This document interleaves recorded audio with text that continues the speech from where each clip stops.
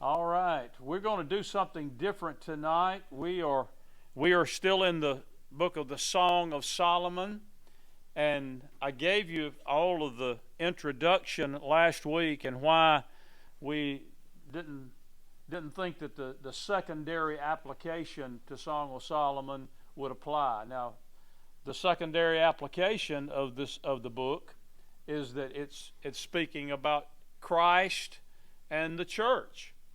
Christ and his bride, and or Jehovah and his wife, Israel. But that just doesn't play well in my mind to try to reconcile that, because in the story that we have, first of all, the woman is the aggressor. She's the one that starts this. And she's the one that pursues him. And we know that Christ loved us first. We love him because he first loved us. And God so loved the world that he gave his only begotten Son, right? So we know that that doesn't fit. Also, here this man already has some wives, and this woman is not his only wife, and it certainly is not his first. And we know that the bride of Christ is his only, amen, the only one, only love. And various other reasons. This is a poem or a song that is supposed to be in a play or a drama.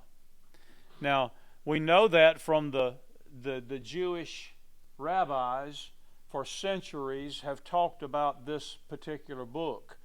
And as I said last time, a 30-year-old man that's as young as he could be, and read this book.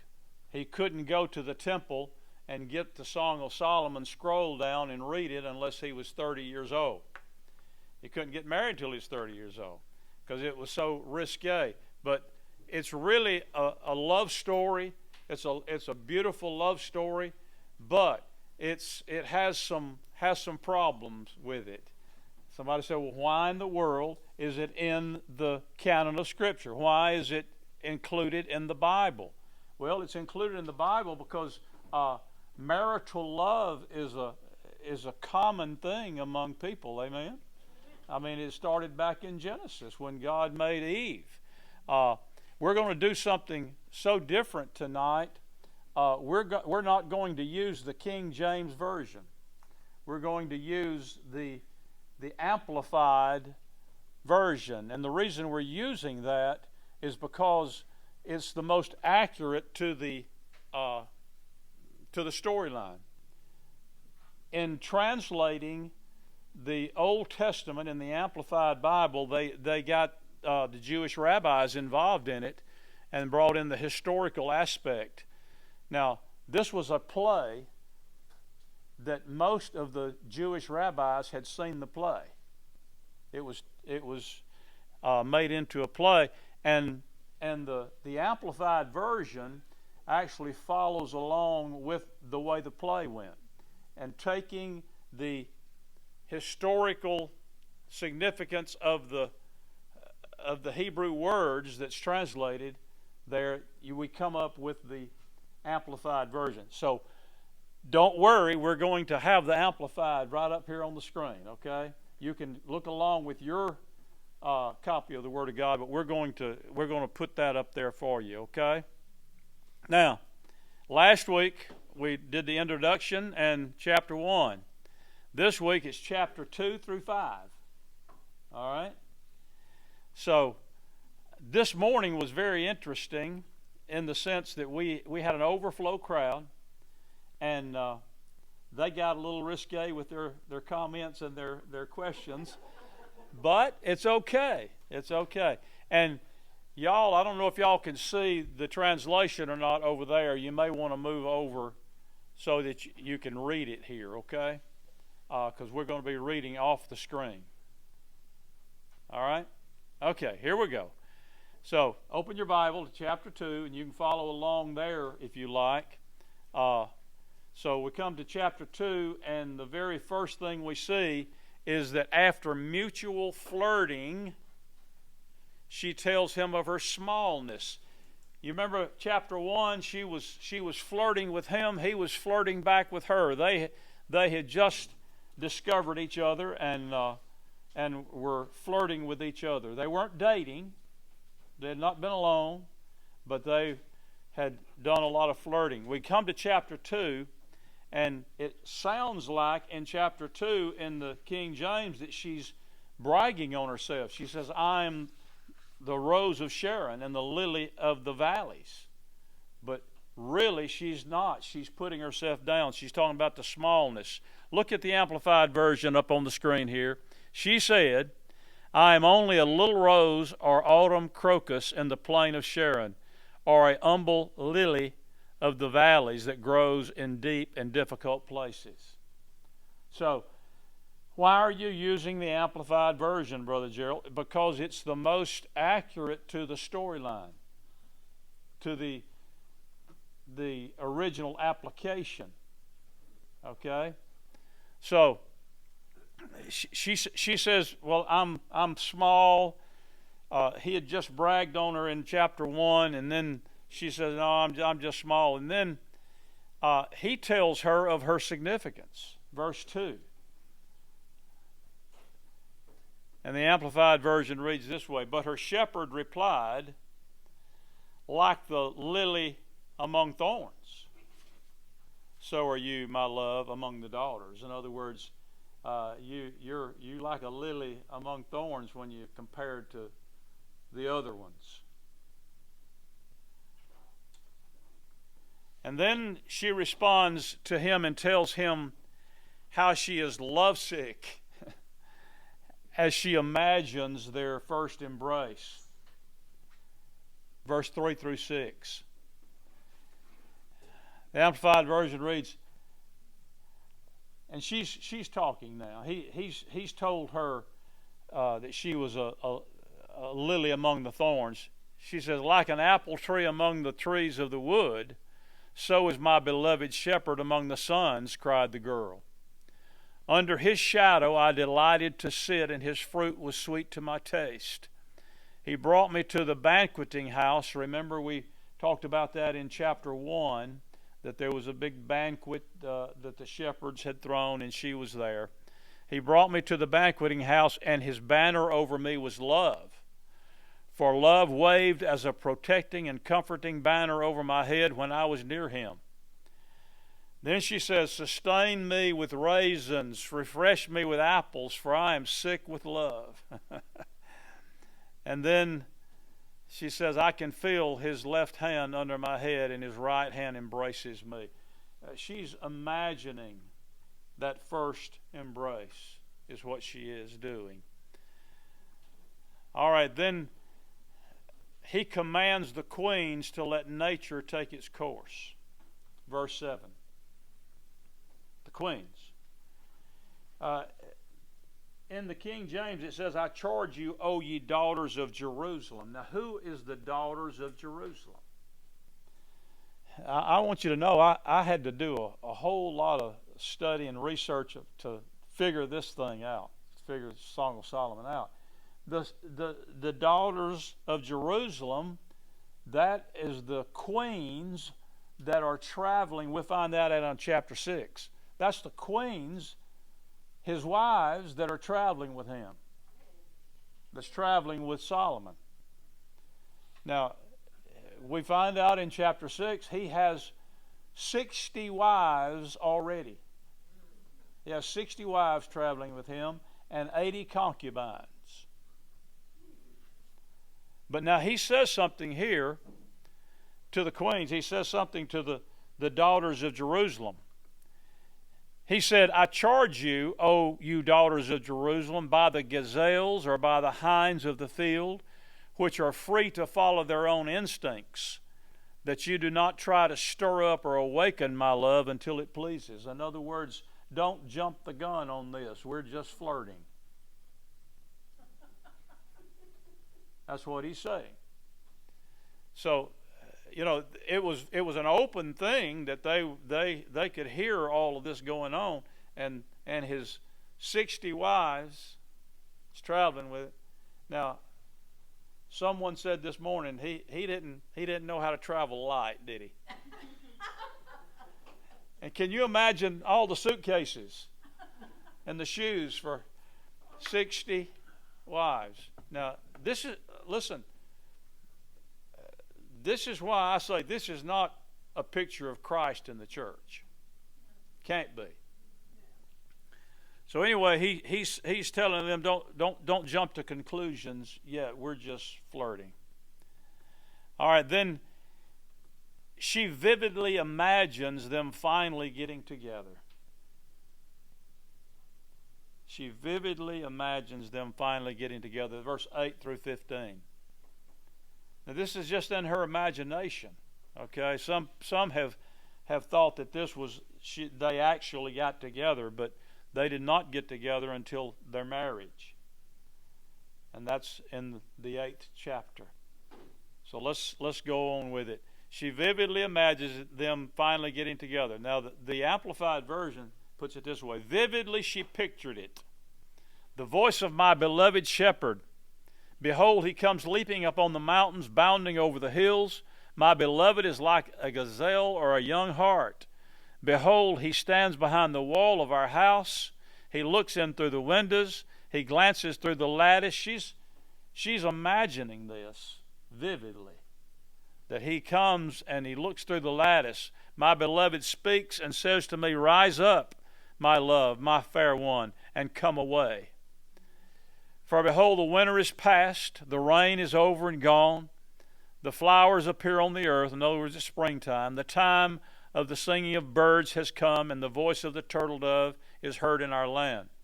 The fig tree puts forth and ripens her green figs, and the vines are in blossom and give forth their fragrance. Arise, my love, my fair one, and come away. She's imagining that he is going to come and sweep her away. Now that's, no woman has ever done that before, right?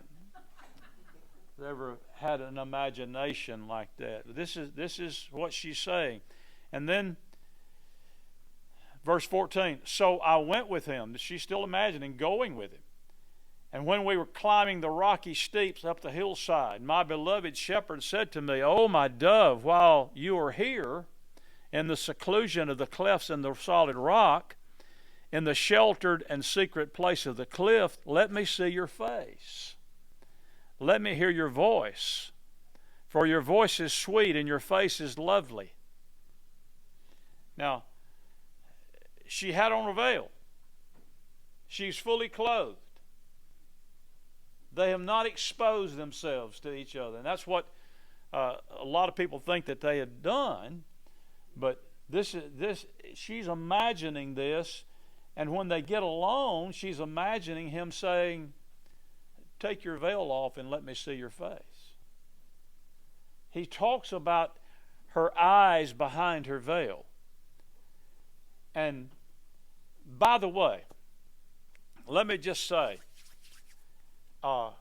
most of us in modern times today, we can't imagine falling for someone and them being fully covered, completely covered.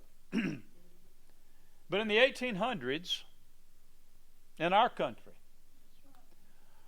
a woman was considered a bad woman if she let her ankles show, or her wrists to show.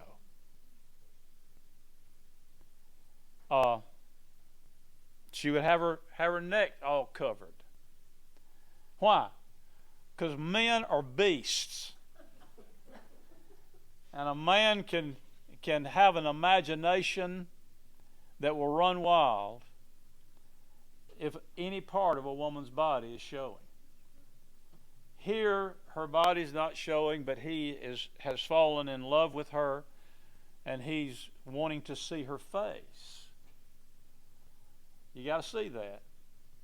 And this is still her imagination. And then verse 15, my heart was touched, and I fervently sang to him my desire. Take for us the foxes, the little foxes that spoil the vineyards of our love. For our vineyards are in blossom. In other words, we are blossoming toward love, toward full love. All right. Then in verse 16 and 17, she realizes that she is just imagining. And she cries out for him to return. Verse 16 and 17. In the Amplified, she said distinctly, my beloved is mine and I am his. And then she realizes, he pastures his flock among the lilies. He's down there feeding his sheep away from me. Then longingly addressing her absent shepherd, she cried, until the day breaks and the shadows flee away, return hastily, O my beloved, and be like a gazelle or a young hart, that's a deer, as you cover the mountains which separate us. Come back to me, she says, because see, they're separated at this time. She's just imagining all of this. All right, then we go to chapter 3, and she dreams of her beloved. This is a dream. She was imagining, now she dreamed. And we see in the Amplified Version it says, in the night I dreamed that I sought the one whom I love. Well, in the King James it's also talking about by night on my bed I sought him whom my soul loveth. In the night I dreamed that I sought the one whom I loved. She said, I looked for him but could not find him. She's dreaming. So I decided to go out into the city, into the streets and broad ways, which are so confusing to a country girl, and to seek him whom my soul loves. I sought him, but I could not find him. The watchmen who go about the city found me, to whom I said, have you seen him whom my soul loves? I had gone but a little way past them when I found him whom my soul loved. I held him and would not let him go until I had brought him into my mother's house and into the chamber of her who conceived me. She's talking about when they get married. She said, I wouldn't let him go until he marries me. She is smitten for this guy. We find the marriage in chapter 8, and it is at her mother's house. And they consummate the marriage there in her mother's room. So this is marital love, and this is romance here.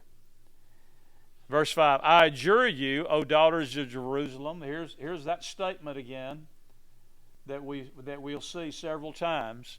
I adjure you, O daughters of Jerusalem, by the gazelles or by the hinds of the field, that you stir not up nor waken love until it pleases, until it's time.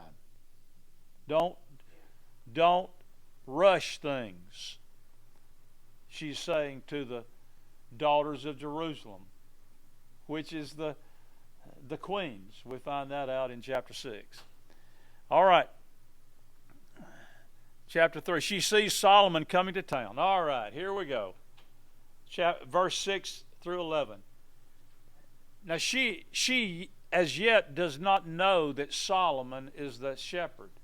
She thought that that shepherd, that royal shepherd, was probably a shepherd for the king when she fell in love with him.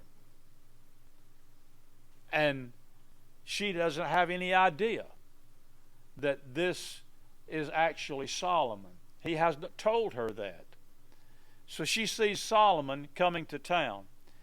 And in the Amplified, she says, who or what is this, she asks, that comes gliding out of the wilderness like stately pillars of smoke, perfumed with myrrh, frankincense, and all the fragrant powders of the merchant?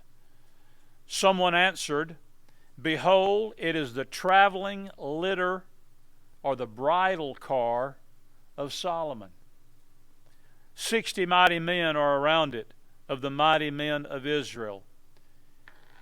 when the king would come to get a new wife, he would bring the bridal car. Here's the King Solomon, and he comes with 60 men guarding this bridal car. And he comes into town, and nobody knows who he's looking for. Verse 8, they all handle the sword handle the sword and are experts in war. These 60 men around there. Every man has his sword upon his thigh, that fear be not excited in the night. In other words, they're protecting the king.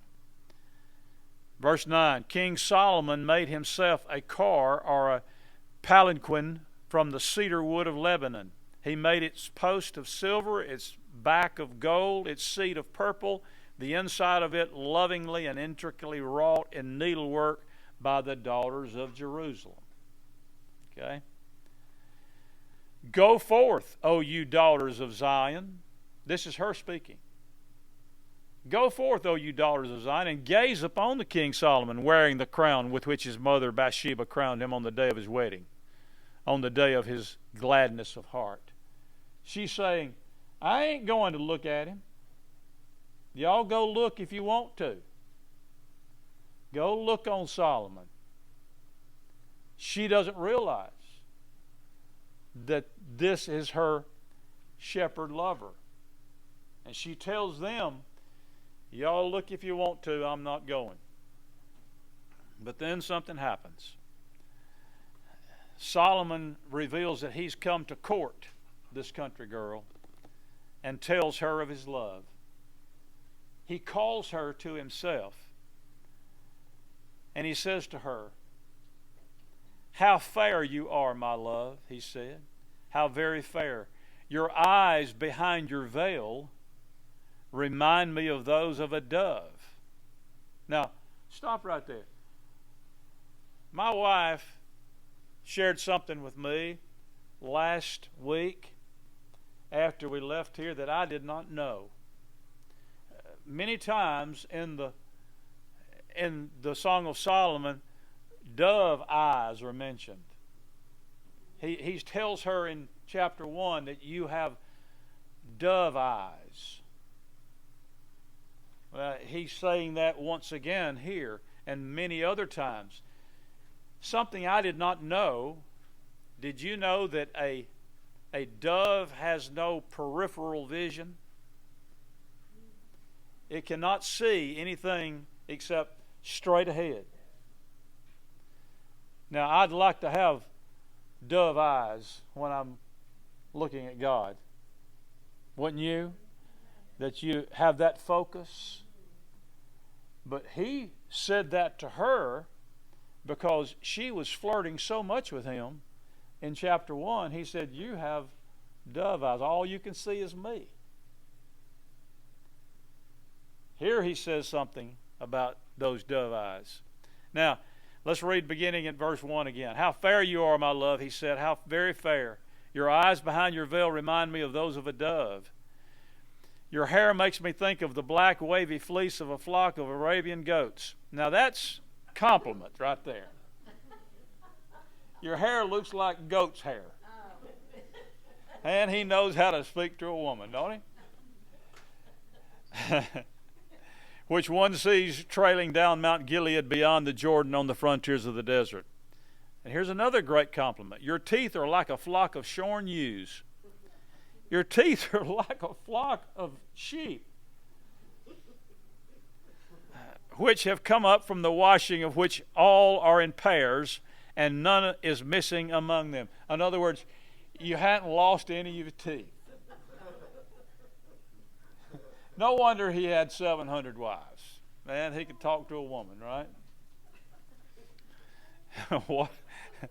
What a guy.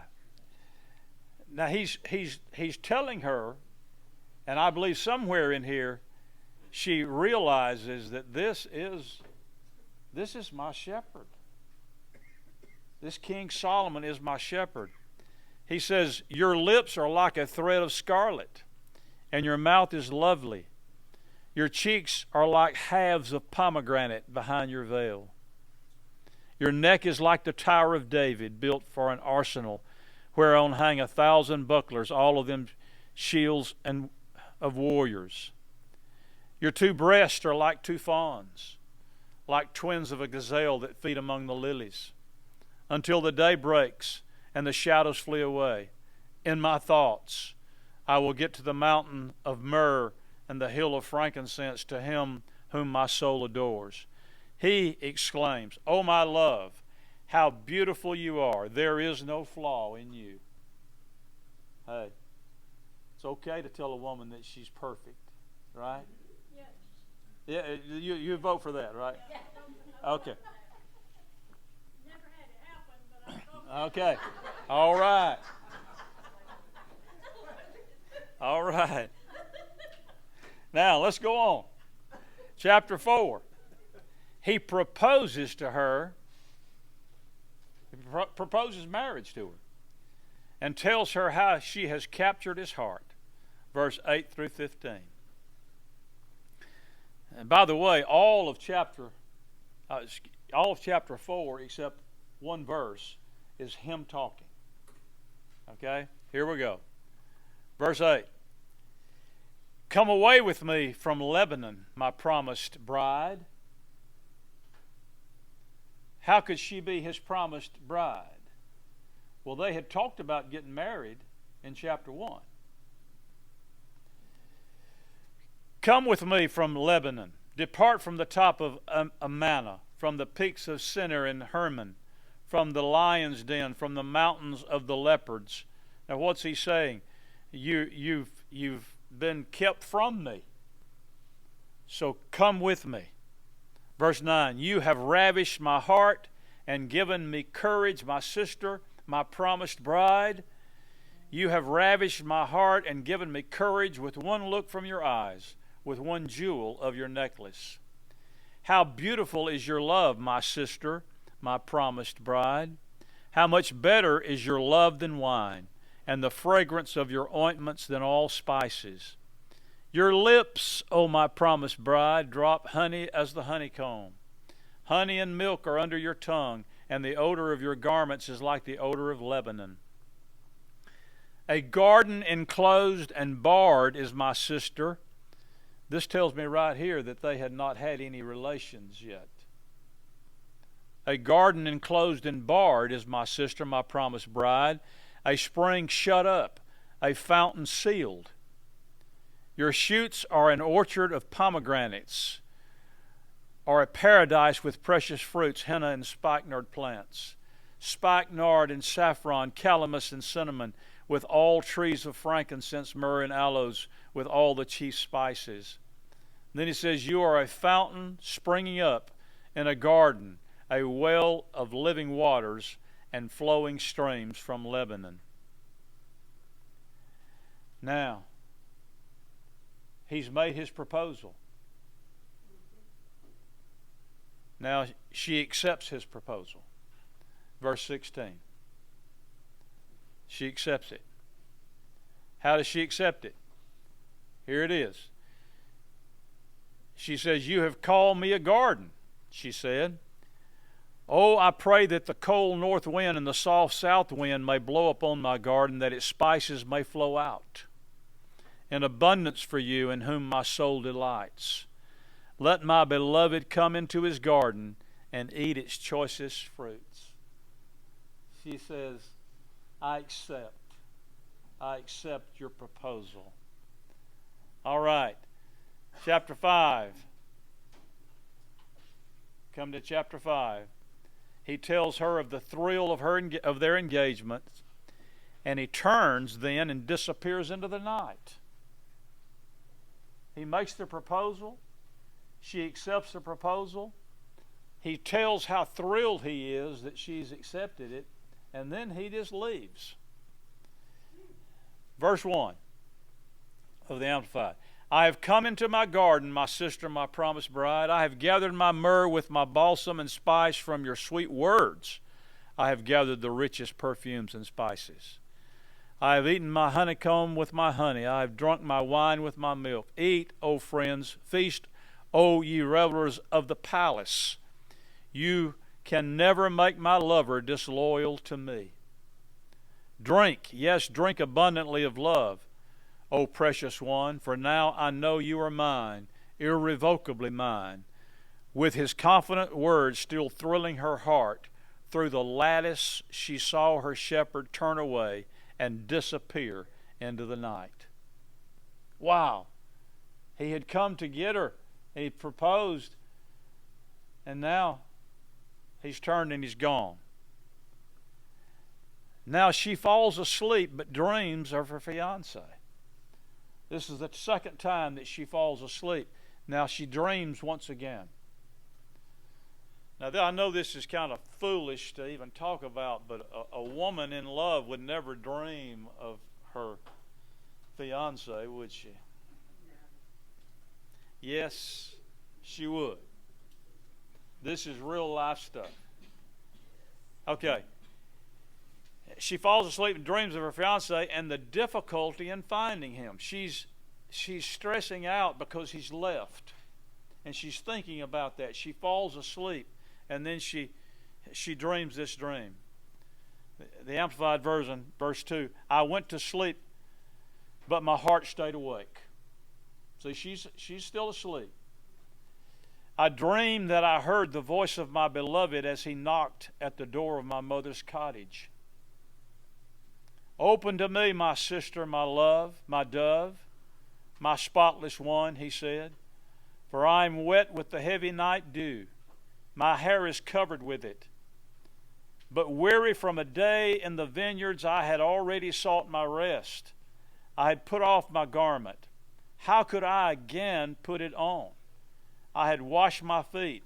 How could I again soil them? My beloved put in his hand by the hole of the door, and my heart was moved for him. She's still dreaming.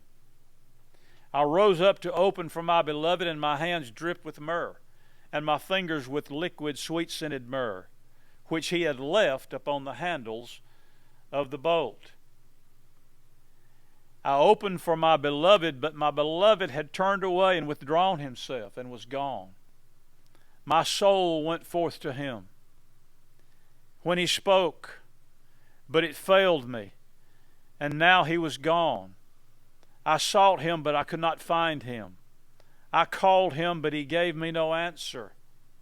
The watchmen who go about the city found me. They struck me, they wounded me. The keepers of the wall took my veil and my mantle from me. She's still dreaming. I charge you, O daughters of Jerusalem, if you find my beloved, that you tell him that I am sick from love, simply sick to be with him.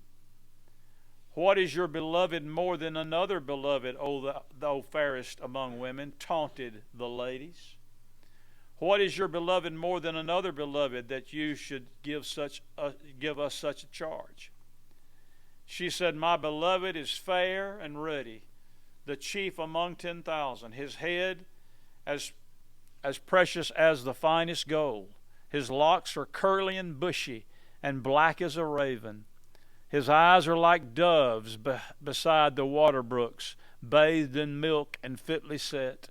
His cheeks are like a bed of spices or balsam, his like banks of sweet herbs yielding fragrance. His lips are like blood-red anemones or lilies distilling liquid, sweet-scented myrrh. You think she's got it for him?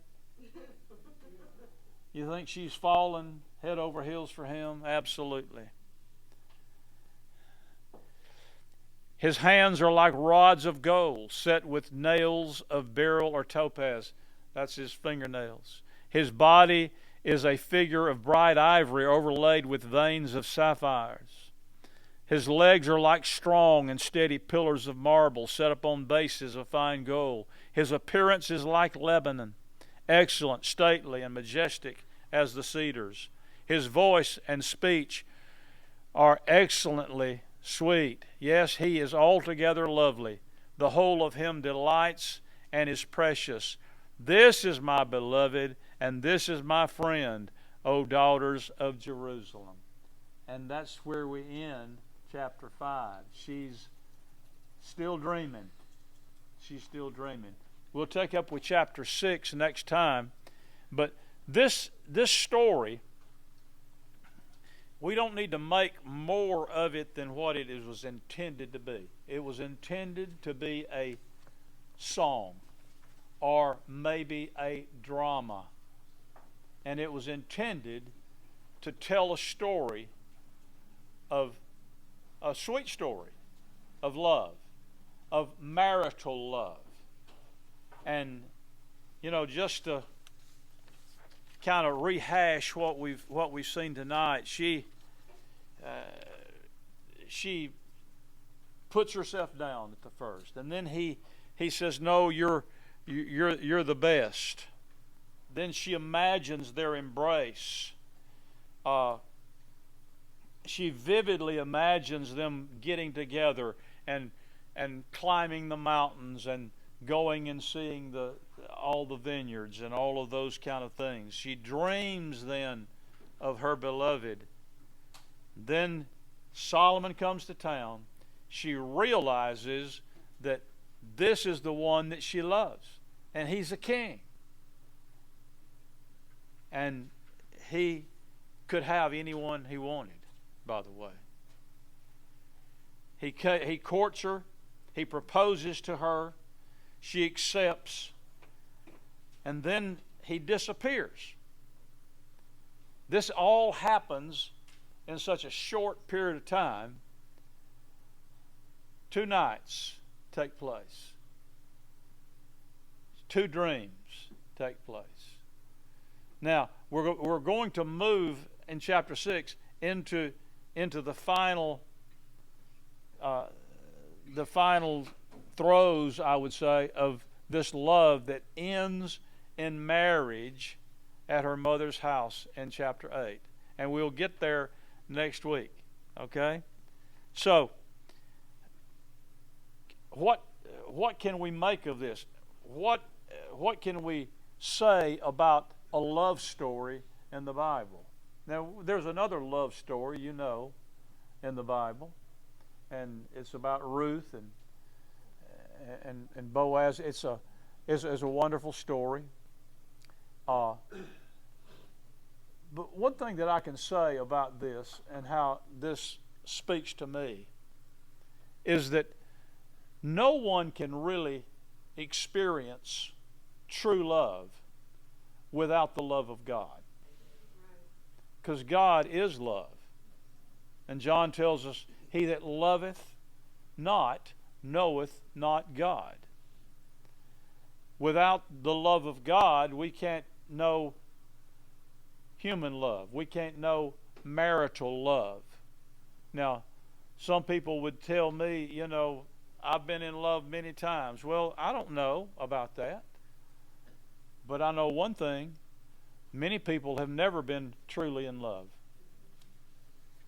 because they don't know the love of God. Human beings are incapable, I think, of real love, agape love, without that love being in you. And I'm so thankful that the Lord has shown us what love, and the love of God is shed abroad in our hearts by the Holy Ghost, right? So, yes, it's a beautiful story. It's a strange story when you just read it in the King James or most other translations, because they're trying to fit something else in there. But the reason that I used the Amplified tonight was because of the accuracy that the Jewish rabbis put into that for the storyline. And they pulled all of that out of the Hebrew and all out of the traditions that was handed down. So, I believe it's a wonderful story. And we're going to stop right there. Questions? Comments? Now, if y'all get as rowdy with the comments as they were this morning, I'm going to have to say, whoa, hang on. We got young folks here. So he already had 80 wives or 60 wives. 60 and 80 wives, concubines? 60 wives traveled with him, and 80 concubines traveled with him. And then he said, and virgins without number. So this is the only story about Solomon loving one of those women that I know of. Do we know who she was? Yeah, she was from Shunem. She was a Shunammite, and she was from an area just north of Jerusalem. And it was a hill country, and it was where the shepherds would regularly carry their flocks, because there's a lot of grass up on those hills, and they would feed. Well, she was one of those that was up in that hill country, just a country girl, and she was tanned because she had been out in the sun too much, and we know who she was, but she was not his first wife. His first wife was the daughter of Pharaoh. We know that. She was obviously the 61st wife. Was she his favorite? Huh? Was she his favorite? At this point, she was.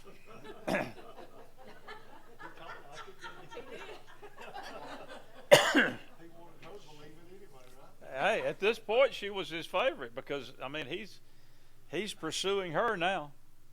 Yes. I have a question. Okay. Was she's talking about him going, running up, and traveling and doing all this. And he's got all these other 60. When would he have time to do that with her? That's a good question. That is a really good question. I don't know. You didn't ask him, did you? I didn't ask him. I tell you what, any man that has, and the question came this morning, why would anybody want 60 wives? Why would anybody want 700 wives? He had 700 wives and 300 concubines. Now here's the problem. He had seen his daddy do this. He had seen his daddy collect wives and concubines. How do you get around the Mosaic law? How can you say that it's okay? You can't. And what Jesus said ought to settle it for us. Jesus said from the beginning it wasn't so that you would have more than one. Why? Because God made Adam and he made Eve. One man for one woman was God's design. But Jesus said God gave you the bill of divorcement because of the hardness of your heart. Right? So, how they could... But now, this is what kings did back in those days. Kings would collect wives and concubines. Somebody asked this morning, what was the concubines? The concubines were for pleasure. The concubines was the harem that we have read about kings of the East. The harems that they had, that showed that they were a powerful man, that they were the top dogs because they had all these women around them. But I got something that is very, you can think about this for a little while. In a day when all the kings had many wives, Ahab only had one. Jezebel. Hey, he learned his lesson quickly. Right? Besides that, Jezebel wouldn't have stood for it. Right? So it's very unusual that you see polygamy all through there, and God never said that was all right. And here we see this man. He has all these political wives, marrying the daughters of all these kings around him. And you know, if your daughter is the queen of a nation, you're not going to attack that nation. That's what it was for. But they were still his wives. So here's a problem. I've been asked this before. If it was okay for Solomon to have more than one wife, it'd be okay for me to have more than one wife, right? God never said it was okay. God never approved that. And I'm glad he didn't. I tell you what, can you imagine on holidays who's going to do the potato salad? Can you imagine? Can you imagine giving one of them a gift and not giving them all a gift? Can you imagine the fights that must have broke out among the women? Can you imagine? Can you imagine that? Well, it never says, does it, or does it, how many children he had? No telling. So, with 700 wives and 300 concubines, do you think he knew all their names? I doubt it. Do you think he spent one night with each one? Huh? At least once. Well, it would be. Listen, it'd be 3 years before we got back to the first one. That's insanity.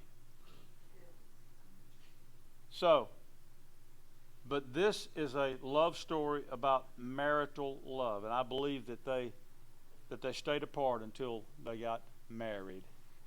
Which that's not the opinion of most people. Just reading it, it sounds like that they're getting together, but it's in her imagination and in her dreams that all of this is taking place. Okay? All right. Any other comments? Come on. Y'all can do better than that. So, why would he not just have like one wife and then 1,000-something concubines? Was it because he was more passionate about some of them as opposed to the 300 concubines? That's a good question. The wives had a different place to stay than the concubines. They were taken better care of. They were fed better. They had more privilege. The concubines were really more like sex slaves. So why he wanted all of that is still a mystery to everybody. But I started to get Paul to tell the story about the concubines. What's the story? Tell it, Paul, about the preacher. So